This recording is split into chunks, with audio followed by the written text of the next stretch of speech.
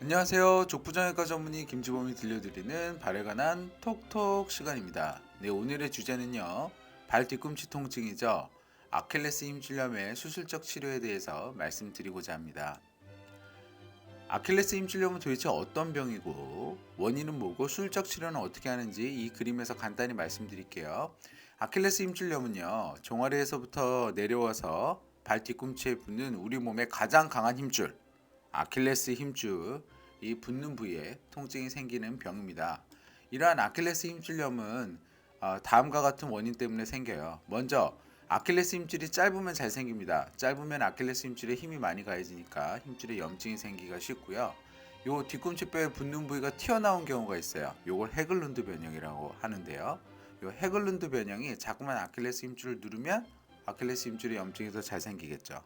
이렇게 아킬레스 힘줄도 짧고 돌출된 뒤꿈치 뼈가 자꾸만 아킬레스 힘줄을 누르고 하면 아킬레스 힘줄이 힘들죠. 힘들면 얘가 화를 내면서 팍 늙어버립니다. 그거를 저희가 힘줄 변성이라고 그래요.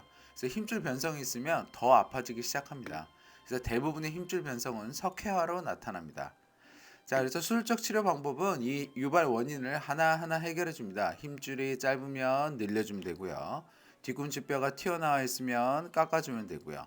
힘줄에 변성이 있으면 변성이 있는 부위를 제거하고 다시 꼬매주면 됩니다. 뭐 말은 간단하지만 수술 자체는 그렇게 쉽지는 않습니다만.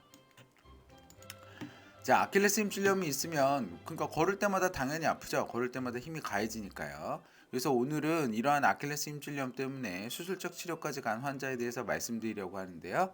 먼저 환자가 어땠는지 보여드릴게요.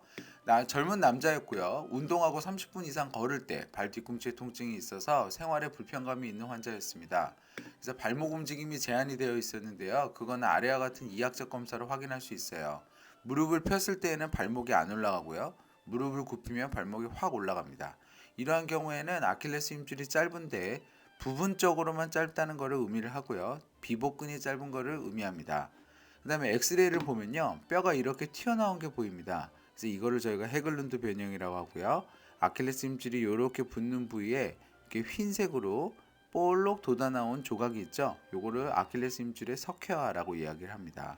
그래서 초음파에서 보면 이러한 석회화 조각이 한 조각이 아니고 이렇게 대여섯 조각 아킬레스 힘줄의 전체에 걸쳐서 올올이 박혀 있는 것이 확인이 돼요.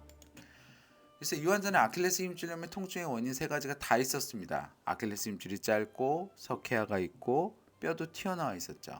자, 그러면 이렇게 세 가지가 다 있으면 치료가 어려울 수 있겠죠. 그러면 바로 수술하나요? 그렇진 않아요.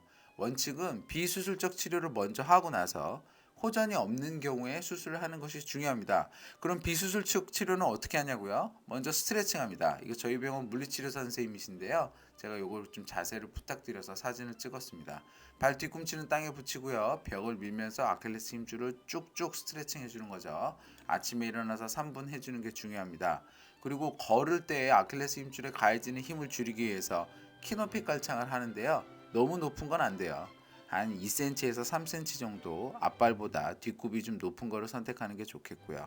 이렇게 해도 잘 낫지 않으면 먹는 약 쓰고 물리치료하고 안 되면 이렇게 체해 충격파까지 합니다. 이 환자는 굉장히 안타깝게도 비술적 치료에 호전이 없어서 환자와 상의해서 수술을 결정했습니다. 그러면 도대체 아킬레스 힘줄염의 수술적 치료 어떻게 하냐고요?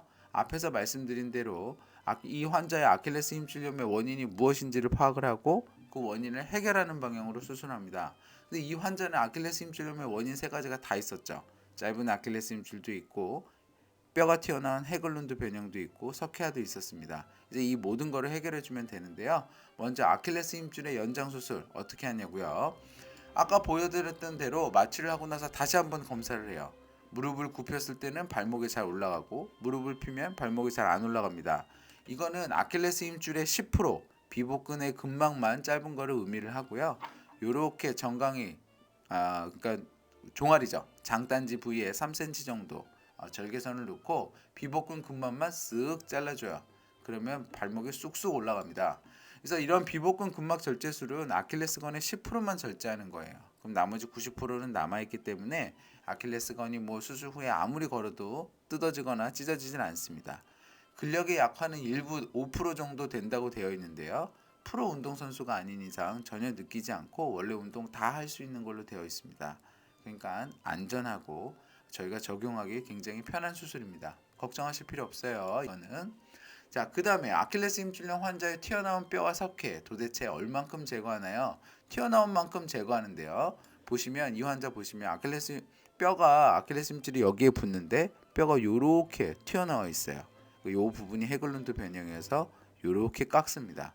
그리고 여기 석회화된 부위 있죠? 그래서 이 부위는 아킬레스 힘줄을 열어서 올롤이 박혀 있는 석회화를 제거해 줍니다. 이렇게 뼈의 일부와 석회하던 부위를 제거할 때 너무 막 많이 제거하려고 노력을 하는 것도 중요하지만 아킬레스 힘줄을 보존하는 것이 제일 중요해요. 그러니까 많이 제거하려고 막 힘쓰다가 아킬레스 힘줄을 다치게 되면 수술 후에 재활이 헝클어지기 때문에 아킬레스 힘줄을 보존하면서 최대한의 뼈와 석회화를 제거하는 것이 기술이고 실력입니다. 그럼 아킬레스 힘줄염의 수술 이 환자처럼 하면 과정 및 재활은 어떻게 될까요? 2박 3일 입원하고요. 마취는 발만 마취하고 때로는 환자분이 원하면 척추 마취합니다. 그리고 50분 정도 소요가 돼요. 환자는 수술 후에 3주간 기부스를 착용하게 되는데 뗐다 붙였다 하는 기부스를 하기도 하고 통기부스를 하기도 합니다. 그래서 아킬레스 힘줄은 걸을 때마다 자극이 돼서 통증이 생기기 쉽거든요. 그래서 수술 후 3주간은 이렇게 기부스 착용을 하게 하는 거죠. 아킬레스 힘줄염의 수술 이 환자의 결과를 볼까요? 수술 후 1년 차인데요. 발목의 움직임이 호전이 돼 있고 수술 전 통증 없이 운동을 다 하세요. 그래서 지금 현재까지 재발이 없고 움직임이 좋은 상태로 잘 쓰고 있습니다. 한번 볼까요? 수술 전에는 발목이 안 올라가는데 수술 후에는 혼자서 움직여도 발목이 쑥쑥 올라갑니다. 수술 전에는 뼈가 이렇게 튀어나와 있고 석회화가 있는데 수술 후 1년째에 봐도 뼈는 잘 제거되어 있고 석회화도 다시 재발하지 않은 것이 확인이 되죠. 자, 이러한 아킬레스 힘줄염의 수술적 치료 정리해 보겠습니다. 아킬레스 힘줄염의 원인은요, 짧은 아킬레스 힘줄, 헤글룬드의 변형, 그리고 석회화가 있을 수 있습니다. 아킬레스 힘줄염은 비수술적 치료를 원칙으로 하지만 비수술적 치료가 안 들으면 수술적 치료를 하죠. 수술 치료는 위에서 말씀드린 아킬레스 힘줄염의 원인을 해결하는 방향으로 하는데요. 짧은 아킬레스 힘줄을 늘려주는 아킬레스 연장 수술, 대부분 비복근 근막만 절제해도 되고요. 헤글룬드 변형이 있으면 헤글룬드 변형을 제거하면 되고요. 석회화가 있으면 석회화 부위를 제거하면 됩니다. 대부분 어떤 수술을 어떻게 구성이 되더라도 2박 3일 입원하고 3주간 기부스하고 보행이 가능하세요. 아킬레스 힘줄염은 걷거나 운동할 때의 통증을 유발하기 때문에 현대인의 생활에 있어서 행복을 저해하는 굉장히 중요한 질병입니다. 비수술적 치료로 해결이 가능하면 당연히 비수술적 치료를 하는 게 맞겠지만 이걸로 해결이 안 될 경우에 적극적으로 수술을 고려해 보시는 것을 권하겠어요.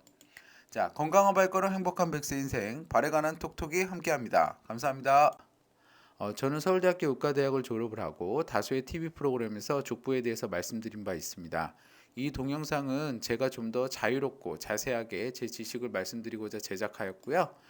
네이버 족부 김지범 블로그에 오시면 더 많은 정보와 질문이 가능합니다. 경청해 주셔서 감사합니다.